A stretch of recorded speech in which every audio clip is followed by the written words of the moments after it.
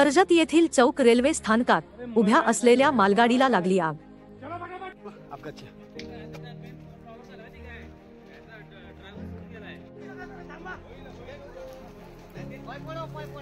कर्जत येथील चौक रेल्वे स्थानकात उभ्या असलेल्या एका मालगाडीला आज दुपारी 3च्या सुमारास आग लागल्याची घटना घडली आहे।